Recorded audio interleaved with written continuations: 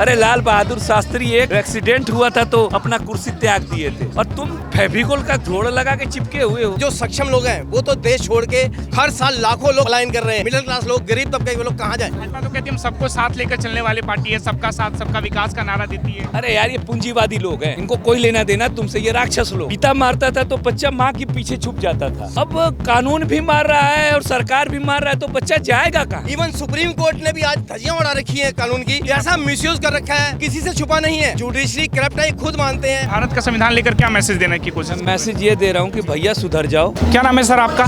मेरा मुकेश कुमार पासवान। कहाँ के रहने वाले हो? मैं शालीमार बाग दिल्ली के ही? दिल्ली। जी, ये भारत का संविधान लेकर क्या मैसेज देने की कोशिश? मैसेज ये दे रहा हूँ कि भैया सुधर जाओ, देश विधान और संविधान से चलाओ।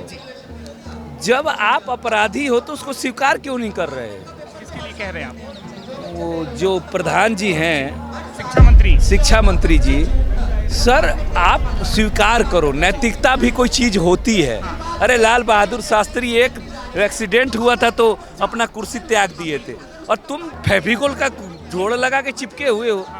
तो उनसे हम रिक्वेस्ट करते हैं कि मानवता के नाते भी वो अपना इस्तीफा दें। जैसे कुछ लोग कहते थे भाजपा की सरकार में संविधान खतरे में है, आप भी मैसेज दे रहे हैं, आपको लग रहा है ये हकीकत है?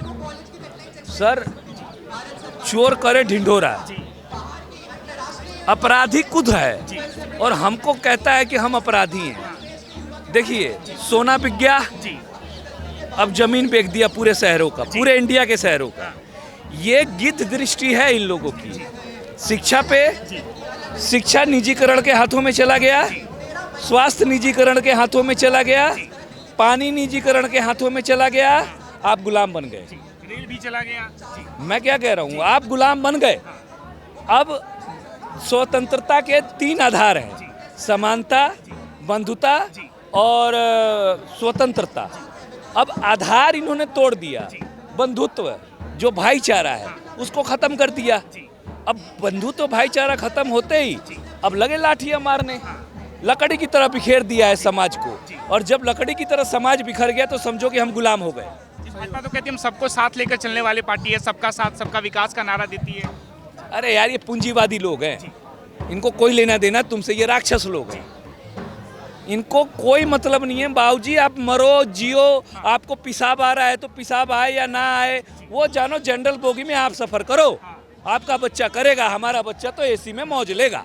आगे बल्कि नेता जबकि ऐसा होना चाहिए जिसको दुनिया का दुख दर्द दिखाई दे, पब्लिक का, प्रजा का दुख दर्द दिखाई देना चाहिए। नेता ऐसा होना चाहिए। लेकिन वाकई आज के टाइम में किसी, जितने भी शासन कर रहे हैं, किसी को कोई दुख नहीं, कोई दर्द नहीं, कोई किसी की परवाह नहीं तो पहले जिस टाइम हमारा आज़ाद देश हुआ था और जिन्होंने बलिदानी दी थी तो उन्होंने इसी बिहार पे बलिदान दी थी कि हमारा देश आगे जो है संरक्षित रहे, बढ़िया रहेगा, बढ़िया तरीके से चलेगा, अच्छा बेहतर तरीके से। ठीक है जी। लेकिन आज हमारे देश की जो दशा है वो किसी से छुपी नहीं है। मतलब इतना बुरा हाल हो गया कि देश रहने के लायक नहीं रहा शरीफों के। अब देखिए जो सक्षम लोग हैं वो तो देश छोड़ के हर साल लाखों लोग पलायन कर रहे हैं। लेकिन वही है, आप लोग, हम लोग, आम लोग, मिडिल क्लास लोग, गरीब तबके के लोग कहाँ जाए? अपना देश छोड़ के तो नहीं जा सकते। हमें तो प्रयास यही करना है कि हमारा देश बढ़िया बने, अच्छा बने। कल मैंने यही जंतर मंतर से एक बहुत बढ़िया आवाज़ सुनी थी, जो कि सब मिल बांट के रह रहे थे, मिलजुल के रह रहे थे। तो वो एक भाई था, उसने ही बोला, कहता हम ऐसा देश चाहते थे, यहाँ कोई भेदभाव नहीं है, यहाँ कोई भी भेदभाव नहीं है। हिंदू, मुस्लिम, सिख, ईसाई आपस में सब भाई भाई, ये नारा किसी टाइम था।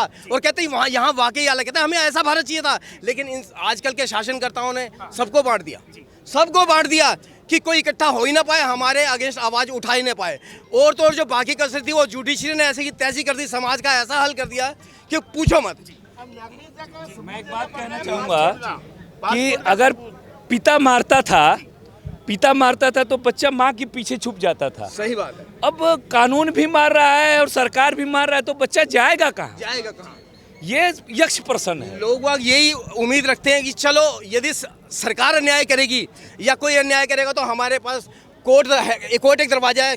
कोर्ट के बाद सेशन कोर्ट है, हाई कोर्ट है, सुप्रीम कोर्ट है। इवन सुप्रीम कोर्ट ने भी आज धज्जियां उड़ा रखी हैं कानून की। ऐसा मिसयूज कर रखा है, सबको किसी से छुपा नहीं है।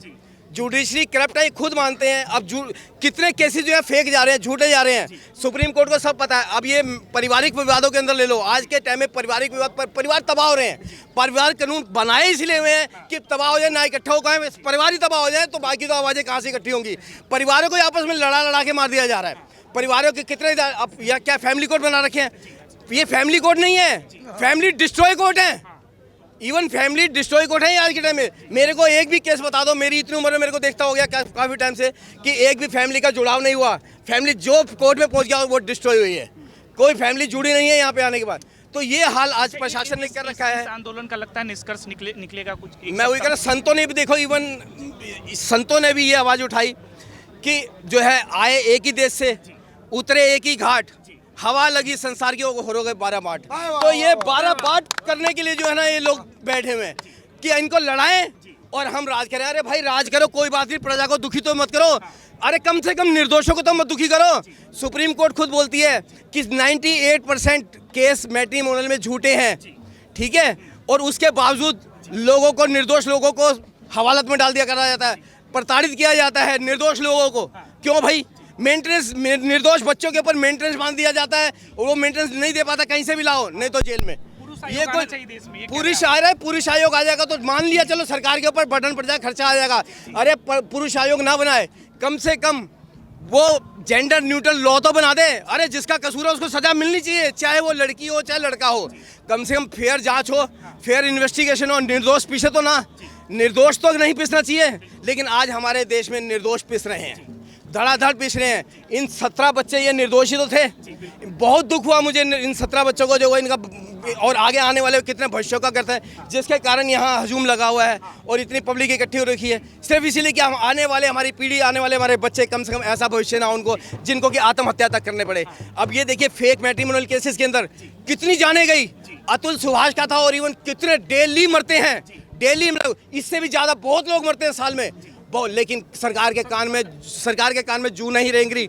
एक विधायक, बीजेपी का ही विधायक, जिसने कि आवाज़ भी उठाई थी संसद में खड़ा होकर के कि भाई ये निर्दोषों के साथ गलत हो रहा है, लेकिन आज तक उस पर जो है ठोस कानून नहीं बने, कोई नहीं बना। अरे हम कहते हैं कानून, तुम्हें पुरुष आयोग बनाने से भाई खर्चा पड़ता है, कम से कम सबसे पहले जेंडर न्यूट्रल लॉ कर दीजिएगा, जिसकी गलती हो उसको सजा मिले भाई, उसको मिलनी चाहिए।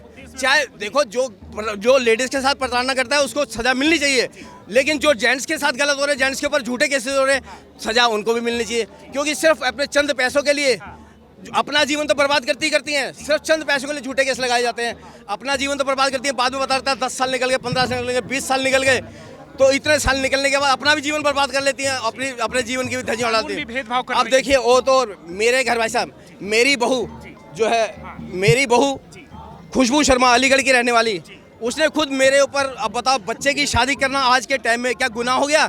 शरीफ बच्चे के माँ बाप क्या आज अपने बच्चे की शादी नहीं कर सकते?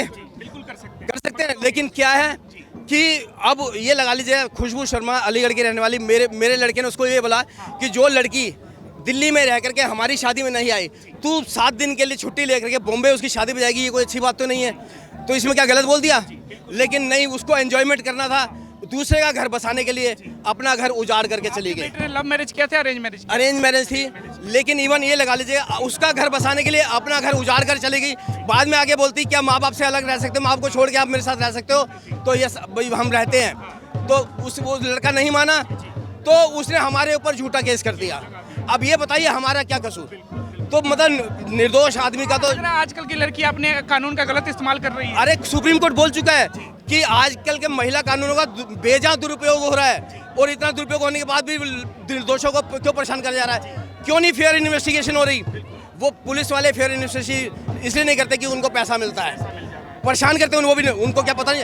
अरे वो मर्डर सोल्व कर लेते हैं, इतने बड़े बड़े केस सोल्व कर लेते हैं, क्या सामने खड़े दो परेशान, उन्हें नहीं पता चलता कौन झूठ बोल रहा है कौन फेयर है? बोलेंगे तो दहेज उत्पीड़न में भी फंसा देंगे वो यही करते हैं जनाब, यही करते हैं। आजकल के कितने निर्दोष माँ बाप हैं, बेटे की शादी करने पे इतना गुनाह हुए बड़े हैं कुछ करने। कल ही मैं एक स्टेटमेंट सुन रहा था, तो कहता है यार मैं जब भी शादी करने का विचार बनता हूँ, सुबह उठता हूँ तो देखता हूँ न्यूज़ होती है कि फलाना टपका दिया, फलाना टपका दिया, फलाना मार दिया। नहीं समझे? तो यही हो रहा है आजकल। भरोसा नहीं रहा शादी तो सिस्टम इसलिए लड़के भी आज के टाइम में शादी इवन करना नहीं चाहते और माँ बाप भी प्रेस नहीं करना चाहते इसी चक्कर में, कल के हम ही फंस जाएंगे भाई, बच्चों की शादी करके हम ही फंस जाएंगे। तो ये कैसा देश है? क्या इसी देश के लिए हमने आज़ादी मांगी थी? क्या इसी देश के लिए हमारे जो शहीद हुए जितने, वो इसीलिए हुए? क्या उन्होंने ऐसा भारत तो नहीं चाहता?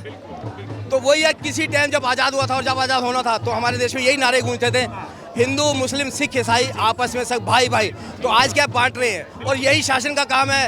अरे भाई बांटो मत, कम से कम यार प्रजा को दुखी मत करो, कम से कम निर्दोषों को मत दुखी करो। मैं तो यही और मैं आपके चैनल से एक बात कहना चाहूँगा, जितने भी प्रताड़ित हैं, जितने भी निर्दोष हैं, चाहे वो मैट्रिमोनियल केस से हो चाहे कहीं से भी हो, सब जंतर मंतर आइए, सब अपनी बात रखिए, क्योंकि सबके पास आवाज़ जानी चाहिए।